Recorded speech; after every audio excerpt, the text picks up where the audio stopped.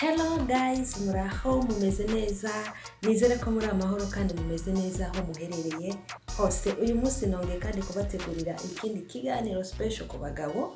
Ngomba kwigisha uburyo umugabo ashobora kwirengagiza urugo rwiwe yitwaza imvuzakazi. Turabizi ko ivyo kenshi ari naho bishika urugo rugasambuka. Ugasanga uyo mugabo afashe umwanya muremure ku bintu by'akazi, mugabo ntashobore kuba yotanga akanya mu rugo rwiwe, amenye kujera urugo rwiwe. Buri kimwe cyose nakazi, umwanya muremure akawutanga ku kazi. Ntabwo tubyanse gukora akazi, mugabo menya neza ko akazi gakenewe kandi n'umudamu mu rugo agukeneye. Abagabo rero mwe nabo barahari usanga bishinga akazi cyane par rapport y'ibyo mu rugo rwabo. Na akenshi kandi uca usanga bano bagabo batuma bano bakenyezi bashobora kuba bo kwiga izindi ngeso, swate zo kuja hanze, zo kubaca inyuma, bivanye nuko atamwanya wa mugabo we uza uhereza umudamu wawe. Ikiganiro cy'uyu munsi rero ngomba ndakwereke uburyo abagabo bishinga akazi cyane, baha umwanya akazi cyane, mugabo bakibagira ko bafite urugo. N'ingaruka mbi zavyo akenshi uzosanga zigaruka kuboneka mu gihe uno mugabo yishinze akazi gusa, hanyuma urugo akagwibagira. Ntarabandanya ngomba kwibutsa ukanda subscribe, like, share na comment kuri iyi channel ya Mugisha Daniel, kugira uko tuzokwama dushiraho ikiganiro gishasha bikorohere kukibona. Iyo udakoze subscribe nubwo dushiraho inkuru nshasha biragoye, nta niyo ushobora kubona. Ariko iyo wayikoze biba byiza, kubera ko uko dushize ikiganiro gishasha unkurikiranira hafi. Nimba rero uri umukunzi wa Fofo the Boss, by'ukuri nunkorere subscribe, kandi abayikoze ndabashimiye cyane. Ikindi musharinge mu nshuti kugira nazo zimenye ibiganiro, zimenye uko zikwiye kwifata mu ngo zabo canke mu nkundo zabo, yaba kubakundana hose turahakora, nta na hamwe tutigera twigisha. Twongera kukwibutsa gukanda ku kantu kameze nk'inkengeri, nako nyine kari mu bintu bituma ushobora kubona video uko tuyishize kuri channel. Uyu munsi rero by'ukuri ngomba mvugane n'abapapa bishinga akazi cyane pakaporo y'ingo zabo. By'ukuri ntitwanse ko akazi gakenewe mu buzima bwa misi yose. Edaera aka kazi niko gatuma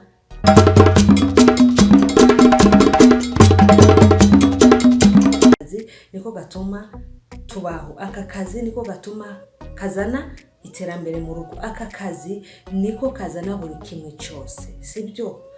Ariko rero mu gukora kano kazi ntucukishinga rwose mu buryo wibagira mu rugo rwawe. Hari abagabo benshi usanga bino bintu babikora. Hari nabo usanga ari nyenda muvano yo kudakurikirana urugo rwabo, ukaza wumva avuga ati nakazi akaronka nyene icyitwazo cyo kuvuga nakazi. Kumbu no mugabo buriya avuga karakazi atanubwo arakazi kamugora, ahubwo nuko aronka haja gucengetera. Yashika mu rugo, madami by'ukuri akazi kangoye, uyu munsi twari dufite akazi kenshi, niyo mpamvu ubona natashe aya masaha.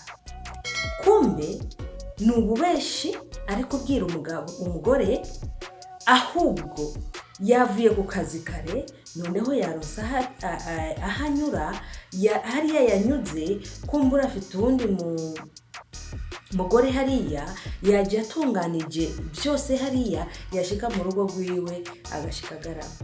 Ndetse n'umudamu hagera amukenera akamubwira ati sheri, nukuri ndarushe, akazi umunsi kari kenshi, urumva nukuri unyihanganire, ntaco umuntu azobirabe ejo, mugabo uyu munsi ntarushe. Orke yarushe, nta napeti agifise kubera afise aho yagiye kumarira apeti ziwe. Mugabo kikaca kibicitwazo ngo nakazi. Gutyo rero no mugabo yitwaza karakazi, umugore bikamugora mu buryo kugira ngo amuronke. Niya muronse kikaba ni nk'igihamana. Umviriza wa mugabo we rero ndakubwiye, uno mukenyezi wamuzanye mu rugo rwawe kugira ngo mukorere imibonano mpuzabitsina. ntabwo wamuzanye kugira azarakuraba uvuye ku kazi ushika mu buriri ukagarama. Ntiwamuzanye kugira ngo azarakuryama impande gusa atakindi kintu gikorwa. Wamuzanye kugira ngo umukorere imibonano mpuzabitsina. Okay? Iyo mibonano mpuzabitsina niyo yatumye urongora, kandi iyo mibonano mpuzabitsina niyo yatumye nawe arongorwa iwawe. Rero umushoboye kumbwira ko wahava wishinga akazi mu rugo utaraba, urumva ko hari ibintu uri kugenda wica nk'umugabo. Ingaruka mbi rero yabyo ikunze kuhaba. Uno mugore arihangana bwa kera, ugasanga ni wa mudamu abona umugabo wiwe kabiri mu ndwi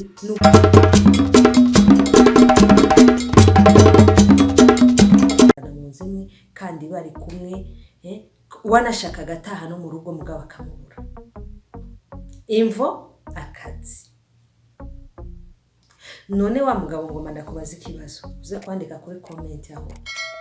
Nimba imvo zawe ziza kuba kuri uno mugore yakubwira sheri numva ndagukeneye by'ukuri, tugira icyo dukoze natwe, hanyuma ukacumubwira akazi kurushe n'ibindi, witeze uno mugore ushobora kubimubwira ukwezi kumwe akakwihanganira, ukwezi kwa kabiri akakwihanganira, ukwezi kwa gatatu akakwihanganira, mugabo harageraho uno mudamu aruha. Kuko ubu buzima buragoye kububamwo, edayeri uzi icyo wagiye gukora mu rugo. Imibonano mpuzabitsina nicyo kintu kiza mbere mu kubaka urugo. Iyo ibintu bipfiriye hano ku mibonano mpuzabitsina, byose birahagarara mu rugo kandi urugo ruranasambuka. Kubera iki? Rwatanguriye guhagararira hehe? Muri ya mibonano mpuzabitsina. Okay? None wibaza umugore wamumubwira akazi. Buri munsi akazi akazara aryamana umushukwe urenze, akakwifuza akakubura. Wibaza ko utari mu bagabo ba mbere uri kurungika umugore wawe kujya hanze. Ejo niyaguca inyuma akavugana n'ikigabo kuri telefone ati aronsanga kuri hoteli runaka niyo ndakurindiriye. Umugore kubera ko abiheruka kera kuri wewe afise ibishobisho kandi bafise ibiyapeti byinshi, nawe arashobora kwiyumvira ati reka ngende kwimara ubuki ko ndonse uwo tubikorana.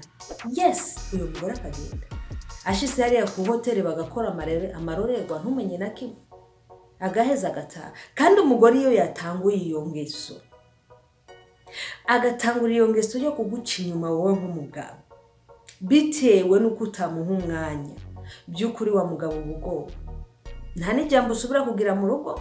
Ico cumva ibintu byose bipfira hajya nyene mu cyumba, mu gikorwa cy'imibonano mpuzabitsina. Nta n'ijambo uzosubira kugira mu rugo, nta n'ikintu na kimwe uzosubira kuvuga uno mugore akumva. Azokoma kubona nk'ibisanzwe, ndetse n'akagaye karaba kenshi kuri we. Usigara uvuga ikintu ukibaza ntabyo uri kumubwira, nta n'ibyo aba ari kumva muri uwo mwanya, kubera ko ntabwo uri kuratunganya urugo rwawe. Iyo abikeneye akironkera abo hanze, amaze kumenyera kujya hanze kugira uzamugarure uri umugabo bizo kugora. Sibyo? Iyo rero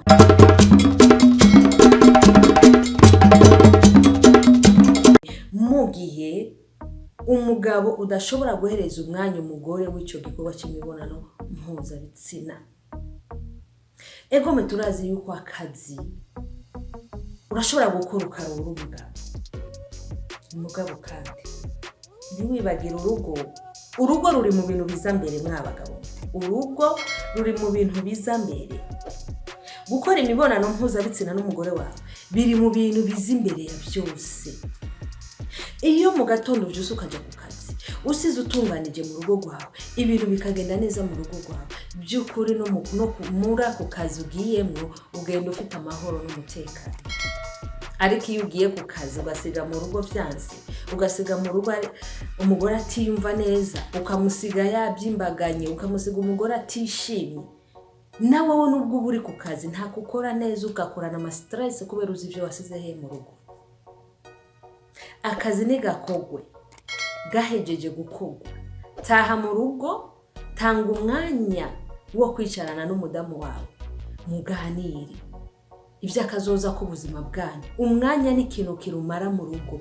Iyo uri umugabo wimye umugore umwanya ni ikintu gikomeye cyane. Rero uno mwanya tuvuga ni ukuri ni umwanya uri mu bintu byubaka urugo, kandi iyo utanzwe neza ibintu biragenda neza mu rugo. Icara muganire muri kijya kiyago, niyo haziramwo byose. Aho mwaruhutse ni mwijoro n'amasaha yo kuruhuka, hazi ikiyago cyo kuganira iby'ubuzima ndetse n'iyo mibonano mpuzabitsina aho hantu igahakoreka. Nubwo burushe urashobora kwengenga ntisheri uriya ndarushe, ariko kandi by'ukuri nubwo ndushe ndagerageza ndeka gukora ibimvuna, ariko reka ndaguhe bose ko nkeneye, sibyo? Nawe ababibona, niyo urushe cyane uri umugabo kubera ko wama wakoze no mibonano mpuzabitsina, kubera ko yama yabonye ko ubimukorera, iyo ubimubwiye arakumva ati by'ukuri sheri nta kibazo cyawe, ndumva kurusha. Ariko wa mugabo azohera itariki imwe gushika itariki 30 ariko ubwira umugore nakazi. Umugore haragera kuyumvira ati ntabwo arakazi, no kuba waje wagihaze. Urazi yubo ukurira umusonga hanyuma nga mu rugo ukazuhita ujya. Kandi hari abagabo bameze uko. Aho niho rero bafatira n'abagabo. Namba utarubizi urashobora kuba ufite umugore hanze, umugore wawe ntabimenye, iyo witwaye neza kuri iki gikorwa cy'imibonano mpuzabitsina mu rugo. Ufite umugore hanze ariko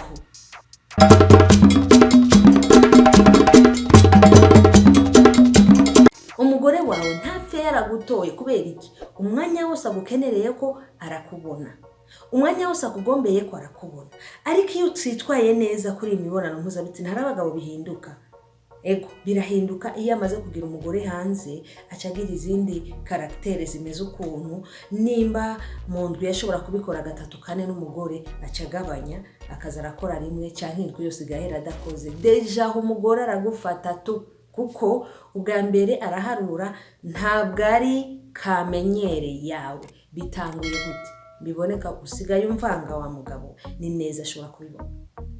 Ariko iyo witwararitse urugo rwawe, nubwo wowe ufite uwundi mugore hanze canke umuhabara wawe hanze, tumwita umuhabara kuko ntabwo ari umugore n'uwo muri kumwe mu nzu. Ufite uyo muhabara wawe hanze, mugabo ukamenya ati umwanya w'umugore wanje ni wa wundi nyene, simpindura n'ikintu na kimwe. Kurabe birakabanga, simpindura n'ikintu na kimwe. Ntegerezwa kubandanyiriza kwa kundi, ntegerezwa kumuha keya kwa kundi, ntegerezwa kumukorera ino mibonano mpuzabitsina kwa kundi nyene, nta kintu cakagombye guhinduka hano hantu. Iyo ubikoze rero gutyo, umugore kugira zo gutora ikiragora. Uzubipime urabe. Kandi ndazi yuko abakurikirana ibiganiro byanje harimo n'ababikora bien. Hari ababikora n'abadamu babona mu rugo batigera babitora habe namba na gato yuko afite uwundi muhabara hanze, bivanye nuko yitwara muri kino gikorwa cy'imibonano mpuzabitsina. Rero abagabo benshi barabafatwa muri iyo nzira, kubera hari ibintu bihinduka bikwereka, hari ibimenyetso bitwereka tugabadamu tuyu mugabo w'iwanje n'ibyo byose arafise ikintu hanze, kuko uko nari sanzwe ndamuzi sikuba ari yahindutse. Ubwira bibonera he? Abibonera muri kwa kuntu wawe urumukorera. Arabona ko hari ikintu wahinduye, usigaye uza uhaze hanze ukitwaza ngo nakazi. Kumbe waciye ku mucepuko wawe yo hanze, mwahezanije hanze, umusonga wohejeje hanze. Ni gute wagira umusonga mu rugo rwawe? Ni gute wakumva ko ukeneye umugore wabihagiye hanze? Nibikunda. Rero iki kiri mu bintu bisambura urugo mwabagabo. Mutaza mwishinga ngo akazi karakenewe, niko gatuma gafuka abana kaboneka, niko gatuma imigabo n'imigambi ikorerwa mu rugo, niko gatuma buri kimwe cyose. Mugabo utibagiye ko n'umudamu wawe sometime ashobora kuba agukenera, kandi utegerezwa kumukorera ibyo abashaka kuko nico wamuzaniye. Yaco mwishinga rero akazi. Murakoze cyane ababandanya